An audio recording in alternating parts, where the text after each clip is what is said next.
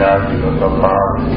سلام على عباده الذين اصطفى أما بعد. اللہ تعالیٰ کا نظام ایسا ہے تو دنیا میں خیر اور شر، اچھائی اور برائی، دولت اور غربت اور ساری انسانی زندگی کا دار و مدار اور چکی کا کیل اللہ نے انسانی اخلاقیات کو بنایا ہے. نماز کو نہیں بنایا، روزے کو نہیں بنایا، حج کو نہیں بنایا. اللہ نے دنیاوی زندگی کی ترقی انسانی اخلاقیات کے ساتھ باندھ دی ہے، اور اگر انسانی اخلاقیات کے ساتھ ایمان بھی ہوگا تو آخرت بھی سنور گئی. اور جس قوم اور ملک کے لوگوں کو ایٹیکیٹس نہیں آتے، ایتھکس نہیں آتی، مورل ویلیوز جہاں نہیں ہوتی، وہ اپنی دنیا بھی برباد کرتے ہیں اور آخرت بھی برباد کرتے ہیں. بس ایک چیز ہے کہ ان کا ایمان انہیں کسی دن جہنم سے نکلوا دے گا، مگر سزا بھگت کے جنت میں جانا ہوگا، اور اللہ اگر چاہے تو معاف فرما دے. انگریز جب آئے بر صغیر میں اور ہماری بدقسمتی کے ہمارے سارے نظام بدلے گئے، تو 18ویں صدی کے آخر پہ انگریزوں کے لیے اتنی جلدی ممکن نہیں تھا کہ وہ ہندوستان پہ قبضہ کر لیں.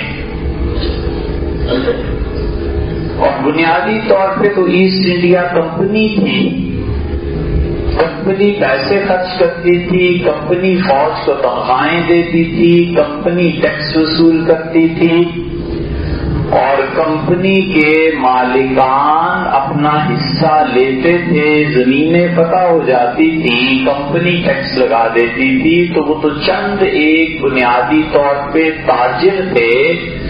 جنہوں نے انویسٹمنٹ کی اور پورا انڈیا فتح کرنے کا سوچا. اپنی انویسٹمنٹس ہیں، فلاں ملک میں تیل ہے، فلاں میں گیس ہے، فلاں میں جنگلات بڑے اچھے ہیں، فلاں میں یہ چیز ہے. تو حکمران بیٹھ کے کمپنیز بناتے ہیں کہ اگر یہ ملک فتح کر لیں اور وہاں سے تیل، گیس، فلاں چیزیں مل جائیں تو تمہارا کتنا حصہ اور میرا کتنا حصہ.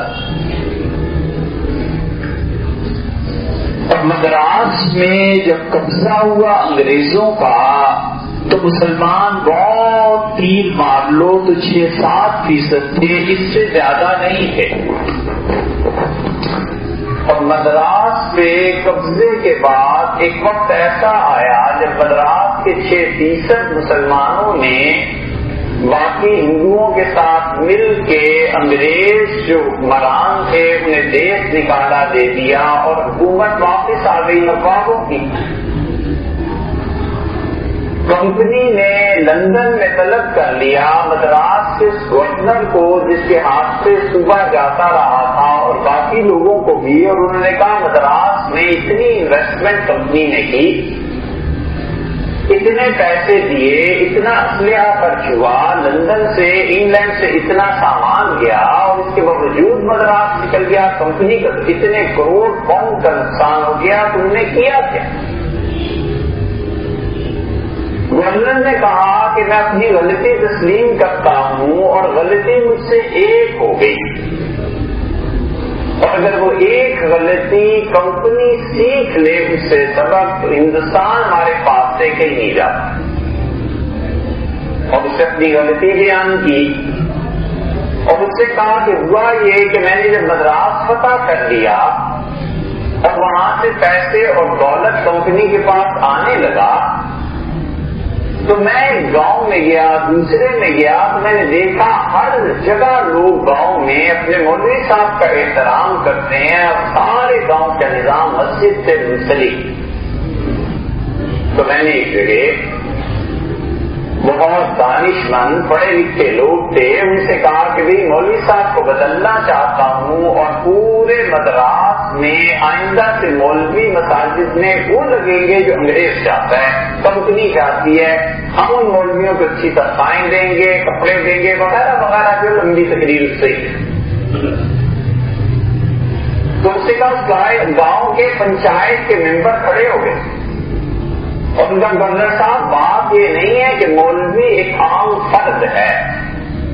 ہمارے پورے گاؤں میں کوئی بچہ پیدا ہوتا ہے تو مولوی صاحب کے پاس جا کر لکھوانا پڑتا ہے کہ نسب نامے کے لیے کون کس کے گھر پیدا ہوا، تاکہ نسب محفوظ رہے اور ناجائز بچے ہمارے گاؤں میں پیدا نہ ہوں۔ اور ایسے بچے اگر پیدا ہوں گے تو ان کی پرورش کون کرے گا؟ ایسے کیسز ہوئے ہیں بعض دوسری ذاتوں میں، لیکن مولوی کی وجہ سے ہمارا معاشرہ اس سے محفوظ ہے، اندراج کرانا پڑتا ہے۔ انہوں نے کہا ایک کام تو مولوی صاحب کا یہ، ان کا دوسری بات یہ ہے کہ مولوی صاحب کو جا کر ہم لوگ بتا دیتے ہیں کہ رشتہ چاہیے، لڑکے کا رشتہ چاہیے، لڑکی کا رشتہ چاہیے، تو مولوی صاحب اس سے بھی ہماری مدد کرتے ہیں۔ کسی کی بچی دکھا دی، کسی کا لڑکا دکھا دیا، پیغام پہنچا دیا کہ بھائی یہ ایک جگہ کا رشتہ ہے، تم جانو تمہارا کام، میں تو اتنا کر سکتا ہوں، شرافت سے خاموشی سے بچیوں کا بھرم قائم رہا، گھر کا بھرم بھی قائم رہا اور رشتہ بھی آسانی سے ہو گیا۔ ان کا دوسرا کام مولوی صاحب یہ کرتے ہیں۔ ان کا تیسری بات، نکاح باقاعدہ رجسٹرڈ ہوتا ہے، مولوی صاحب کرتے ہیں۔ چوتھی بات، انہوں نے کہا جناب جب کوئی مر جائے تو مولوی صاحب جنازہ کراتے ہیں۔ پانچویں بات، انہوں نے اپنے دستور کے مطابق کہا کہ ہمارے مرنے پہ کوئی فنکشن ہی پورا نہیں ہوتا، ہمارا مردہ بھی بخشوانا ہو تو مولوی صاحب کرتے ہیں، یہ سارے ثواب کرتے ہیں۔ پھر انہوں نے کہا کہ چھٹی بات یہ ہے کہ ہمارے مولوی صاحب سچے آدمی ہیں اور گاؤں میں کوئی واقعہ پیش آ جائے، گواہی مولوی صاحب کی ہو جائے، وہ سچ بولتے ہیں اور اس سے بات فیصلہ ہو جاتا ہے کہ کسی نے مارا یا گالی دی یا گاؤں میں جو بھی ہوتا ہے۔ اور انہوں نے کہا اس کے ساتھ ساتھ بات یہ ہے کہ مولوی صاحب جو کتاب لاتے ہیں شہر سے خرید کے ہمارے بچوں کو صبح شام درس دیتے ہیں، تعلیم دیتے ہیں۔ اور انہوں نے کہا یہ بھی بات مولوی صاحب کے ذمے ہے جو گاؤں میں گشت کرتے رہتے ہیں، چلتے پھرتے رہتے ہیں، انہیں پتا ہوتا ہے کہ زمیندار کے پاس کتنی بھینسیں، کتنی گائے، کتنا دودھ۔ سال کے بعد وہ کہتے ہیں کہ صاحب اتنی بھینسیں ہو گئی، اس میں سے زکات دے دو، تجارت کے لیے رکھی ہوئی ہیں، اتنی گائے ہو گئی اس کی تجارت کے لیے۔ تو اس سے کہا میں حیران رہ گیا کہ ایک مولوی پورے گاؤں کو سنبھالے ہوئے ہے، اور میں نے اس بات کو سوچا کہ میں نے انہیں چھوڑ دیا، اور ہوا یہ ہے کہ ہم نے مدراس کو جو اپنے ہاتھ سے کھو دیا تو بنیادی وجہ یہ ہو گئی کہ مولوی نے ہمارے خلاف فتویٰ دے دیا، اس نے کہا ملک ہمارا ہے، حکومت ہماری ہے، آزادی سے رہیں گے، اور ہندو ہیں ہمارے بھائی ہیں، ہم ان کا احترام کرتے ہیں، یہ ہمارا احترام کرتے ہیں۔ اب ہندو مسلمان کا جھگڑا کھڑا کر کے گورے جو مدراس پہ قبضہ کرنا چاہتے ہیں، ہم نواب صاحب کی مدد کریں گے اور انگریزوں کی حکومت نہیں چلنے۔ اس نے کہا کہ میں شکست کے بعد اس نتیجے پہ پہنچا ہوں کہ مسلمان معاشرے میں جب تک مولوی کو بدنام نہ کیا جائے اور مولوی کی عزت ختم نہیں ہوگی تب تک لوگ مسجد سے کٹیں گے۔ اس لیے مولوی کو بدنام کرو، مولوی پر الزام لگاؤ، تہمت لگاؤ، کچھ کر لو، اس سے ایک جملہ بس آ کر کے کہا، اس نے کہا مولوی کے لفظ کو گالی بنا دو، جس دن مولوی کے لفظ گالی بن گیا اس دن تہذیب بھی ہماری اور ہندوستان بھی ہمارا، پھر کمپنی کو کوئی نقصان نہیں پہنچے گا۔ یہ انگریزوں نے اس وقت کہا جب دلی بھی ان کے قبضے میں نہیں تھا، اور انگریز آہستہ آہستہ پاؤں جما رہے۔ یہ ہے معاشرے کی بنیادی طور پر خرابی کے اسباب اور وجوہ۔ اور اسی لیے حضرت رسالت صلی اللہ علیہ وسلم نے اپنے آخری خطبے میں جو ارشاد فرمائی تھی نا باتیں، وہ قیامت تک کے لیے پوری انسانیت کا چارٹر دے دیا اور بتا دیا تھا کہ یہ چیزیں کرنی ہیں۔ فرمایا الا ان اموالکم، میری بات یاد رکھنا، تمہارے مال واعراضکم، اور تمہاری ایک دوسرے کی عزت کرنا، حرام کا یوم ھذا،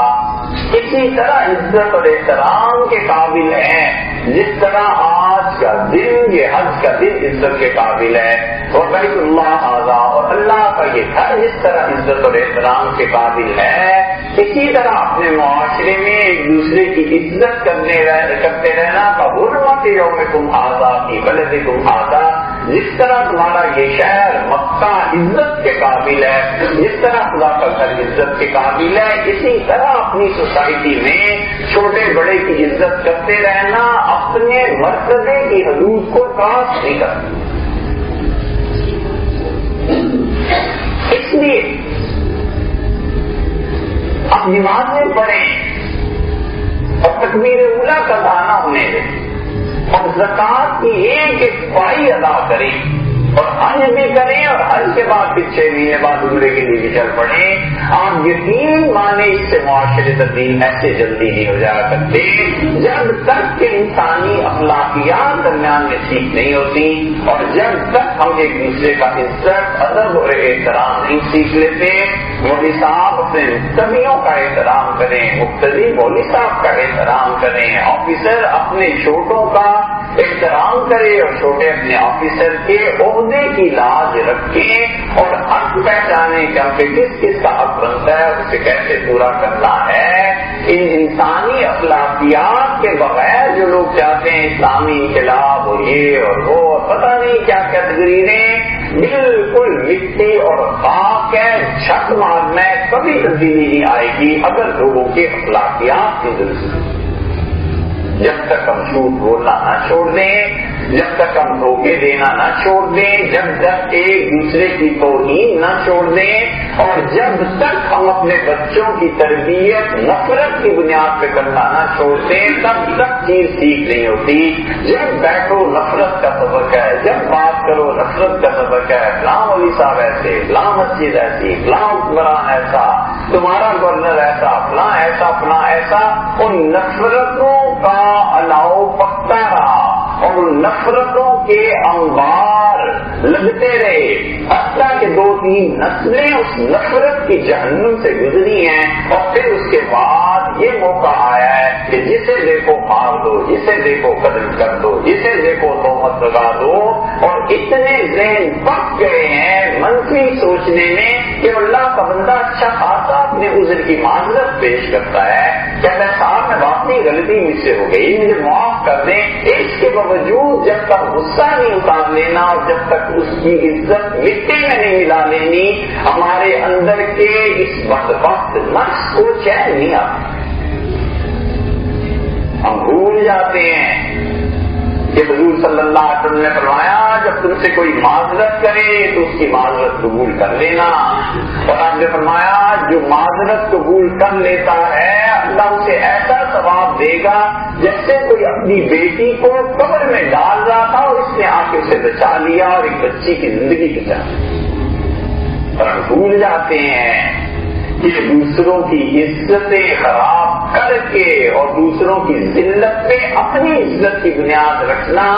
اللہ اس مظلوم کو عزت دے دیتا ہے اور اس ظالم کو ایسا مٹی میں ملاتا ہے، وہ سامنے زندگی میں آتے ہیں کہ قبر توڑ کے رکھ دیتی ہے خدا کی تقدیر اور آدمی اٹھ نہیں سکتا۔ اس لیے یہ معاشرہ جس طرف جا رہا ہے نفرتیں پھیلانا، ہر ایک کے بعد متعلق برائی، ارے یار آدمی ہے، بشری تقاضا ہے، گناہ ہو گیا ہے، جرم ہو گیا ہے، اور خالص ان گناہوں میں پڑنا جس کا انسانی حقوق سے کوئی تعلق نہیں۔ معاذ اللہ، اللہ نے فرمایا ولا یزنون، اور میرے بندے تم ہیں جو بدکاری کے قریب نہیں جاتے، اور نہیں یفعل ذلک، اور لوگوں جو زنا کرے گا فقط یرفع اثاما، وہ بہت ہی گناہ کا کام کرے گا، یخلد فیہ مہانا، اسے ہم ذلت کا عذاب دیں گے قیامت میں، اور حق یہ بنتا ہے کہ اسے ہمیشہ جہنم میں رکھے، الا من تاب، ہاں مگر جو توبہ کر لے گا، فإنہ یتوب الی اللہ متابا، اپنے پروردگار کو توبہ قبول کرنے والا پائے گا۔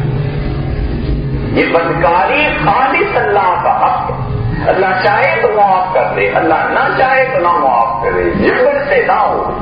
اور مرد و عورت دونوں راضی ہوں، یہ اللہ کا حق ہے، اللہ کے حوالے کر دے، اس میں دخل دینا ہے، اسے ذلیل کرنا ہے۔ اور یہ جو جھوٹ بولنا ہے کہ انسانوں کے حقوق متاثر ہوتے ہیں، جھوٹ کی پرواہ نہیں، اور زنا کی اتنی پرواہ ہے کہ خطرہ قبر کو مل جائے اور جھوٹ بولے، دھوکہ دے، دوسروں کی توہین کرے، اور گھر میں کوئی چھوٹے بڑے کی تمیز نہ رکھے، یہ کون سا دین ہے؟ اگر یہ اسلام ہے، خدا بچائے ایسے اسلام، اگر یہ ایمان ہے اللہ اس سے محروم کرے، یہ کوئی ایمان اور اسلام نہیں ہے، یہاں کی باتوں کا اثر خدا کی تقدیر پر پڑتا ہے۔ سنو غور سے، ان باتوں کا اثر اللہ کی تقدیر پر پڑتا ہے۔ ایک دوسرے کی توہین کرنا خالہ جی کا ڈر نہیں، ان باتوں کے اثر سے اللہ کی تقدیر بدل جاتی ہے۔ پورا افغانستان، سمرقند، بخارا، روس کی ریاستیں، پورا خراسان ایک گورنر کے تحت تھا۔ 280 ہجری کے قریب کا واقعہ ہے۔ اسماعیل گورنر تھا اور بڑا کامیاب، ہفتے میں کچہری لگاتا تھا، دورہ کرتا تھا صوبے کا، جان گیا ہفتے میں ایک دن کچہری ہوتی تھی، لوگ آتے تھے، کھڑے کھڑے فیصلے کر دیتا، بڑے خوش تھے لوگ اس سے۔ اور بیٹھا ہوا تھا گورنر، اور اس کے بڑے بھائی اسحاق آ گئے، اسے بڑے بھائی کا احترام کیا، جگہ دی، اور فیصلے کر رہا تھا، سن رہا تھا۔ دونوں بھائی بیٹھے ہوئے تھے کہ محمد بن نصر رحمۃ اللہ علیہ حاضر تشریف لائے، اسی گاؤں کے تھے، اور محمد بن نصر بہت چوٹی کے محدث، بہت پائے کے فقیہ اور مفسر قرآن تھے۔ اسماعیل اٹھ کھڑا ہوا اور اس سے حضرت کا ہاتھ چوما اور اپنے ساتھ جگہ، کچہری نبٹ گئی۔ محمد بن نصر رحمۃ اللہ علیہ واپس چلے گئے تو اسحاق جو بڑا بھائی تھا جاتے جاتے چھوٹے بھائی کو ڈانٹا اور کہا اسماعیل نے کیا حرکت کی؟ محمد بن نصر جو کچھ بھی ہیں تمہاری رعایا ہیں، اور اپنی پبلک کے سامنے ایک مولوی صاحب کا ہاتھ چومنا، اسے اپنے جگہ برابر دینا، یہ ملکی سیاسیات کے خلاف ہے، تمہارا مرتبہ لوگوں کی نظر میں گر جائے گا، اور یہ مولوی اگر چاہے گا تو کل تم پر تنقید بھی کرے گا، خبردار جو میں آئندہ دیکھوں کسی کے ساتھ ہوا۔ اسحاق خود گورنر تھے، ایمان پورا ان کے پاس تھا۔ اسماعیل کہتے تھے بھائی نے ڈانٹ دیا اور مجھے نیند نہیں آئی، آخر شب خواب دیکھا، آنکھ لگ گئی تو اسے رسالت بنا صلی اللہ علیہ وسلم تشریف لائے اور مجھ سے کہا اسماعیل تم جانتے ہو محمد بن نصر نے پوری زندگی میرے لیے دے دی ہے، مجھ پہ وقت کر دیا ہے، میری باتیں لوگوں کو سناتا رہتا ہے۔ میں نے کہا اللہ کے رسول میں جانتا ہوں وہ بہت بڑے محدث ہیں اور حدیث کا کام کرتے ہیں۔ حضور صلی اللہ علیہ وسلم نے فرمایا اجلالا للعلم، تم نے محمد بن نصر کے لیے کھڑے ہو گئے، اس کا جو ہاتھ چوما ہے نا، سبت ملک و ملک بنی، ہم یہ حکومت تمہیں بھی دیتے ہیں، تمہاری اولاد پوتے تک حکمرانی کریں گے، اور تمہارا جو بھائی اسحاق تھا اس سے کہہ دینا کہ چند دن بعد مر جائے گا اور عتاب بادشاہ کا نازل ہوگا اور اس کی اولاد بھی جیلوں میں سڑے گی۔ یہ سزا ہے اس شخص کی جو اس کی توہین کرتا ہے جس سے اپنی پوری زندگی میرے لیے لگا۔ تاریخ بتاتی ہے ایسے ہی۔ اس لیے جو ہم اپنے گھروں میں اپنے والدین کی، اپنے ماں باپ کی، اپنے بڑے چھوٹے بھائیوں کی شفقت میں کمی کرتے ہیں، محبت میں کمی کرتے ہیں اور توہین کرتے ہیں، یہ اللہ کی تقدیر پہ جا کر اثر انداز ہوتی ہیں چیزیں۔ معاملہ ایسے ہی نہیں۔ محمد ابن منقدر جب زیادہ پریشان ہوتے تھے رحبی رحمۃ اللہ علیہ لکھا ہے کہ حضور صلی اللہ علیہ وسلم قبر مبارک سے عائشہ رضی اللہ عنہ کے عزیز تھے، جاتے تھے کون روک سکتا تھا، حجرہ مبارک کھولتے تھے اور حضور صلی اللہ علیہ وسلم کی قبر سے لپٹ جاتے تھے، ایسے کہتے تھے اللہ کے رسول آپ زندہ ہوتے میں آپ سے ایسے ہی لپٹ جاتا اور عرض کرتا میرے لیے دعا مانگے، میں اس مصیبت میں زندگی کی پھنس گیا۔ محمد بن منکدر ماں ان کی اٹھتے تھی تہجد کے وقت نماز پڑھنے کے لیے تو لیٹ جاتے تھے اور کہتے تھے ماں ممکن ہوتا اور میرے گال پہ پاؤں رکھے، اور ماں ممکن ہوتا میں اپنے کئی چہرے بچھا دیتا، میرا پاؤں زمین پہ نہ پڑتا، میرے گال پہ پڑے، میرے سر پہ پڑے، ماں تو اتنی ہنسی۔ آج 14 صدی 13 صدی کے بعد جو ہم کہہ رہے ہیں محمد بن منکدر رحمۃ اللہ علیہ، تو محمد پہ رحمۃ اللہ علیہ کہنا کہ خدا کی رحمت ہو، یہ ان لوگوں کے یہی کام ہے کہ اب تک اللہ نے ان کا نام باقی ہو۔ سعد دستری رحمۃ اللہ علیہ بڑے اولیاء کرام میں یہ ابو داؤد جس حدیث کا حوالہ دیتے ہیں نا کہ ابو داؤد کی روایت ہے، ابو داؤد میں یہ آیا ہے بڑا مجمع بڑے مریدوں کے ساتھ بڑا ہلکا تھا، اور ہلکے میں بیٹھے صبح اور کہنے لگے ابو داؤد سجستانی رحمۃ اللہ علیہ کہاں ہے، پوچھو گھر پہ ہیں تو مل رہا ہے، معلوم ہوا گھر پہ ہیں، تو سال کستر کے رحمۃ اللہ علیہ اکابر اولیاء اللہ میں سے حاضر ہوئے۔ ابو داؤد سجستانی رحمۃ اللہ علیہ دیکھا حدیث پڑھا رہے تھے، اٹھ کے کھڑے ہو گئے اور کہا حضرت اتنی سہمت فرمائی، مجھے پتا ہوتا جناب والا ملنا چاہتے ہیں، کیا میں تمہاری زیارت کروں؟ حضرت میں حاضر ہوتا، آپ کی زیارت کرنی چاہیے۔ تو جب بیٹھے اطمینان سے جو کھانا پینا کا ہوا تو ان کا حضرت کام کیا ہے وہ بھی بتا دیں، کیسے تشریف فرماتی تو نے کہا ابو داؤد میں نے رات حضور صلی اللہ علیہ وسلم سے پوچھا تھا کہ آپ کے محبوب کون ہے میرے علاقے میں، کس سے آپ کو سب سے زیادہ محبت ہے؟ تو حضور صلی اللہ علیہ وسلم میرا ہاتھ پکڑا اور مجھے تمہارے گھر لے آئے، اور آپ نے تم سے کہا کہ ابو داؤد زبان اپنی بات نکالو،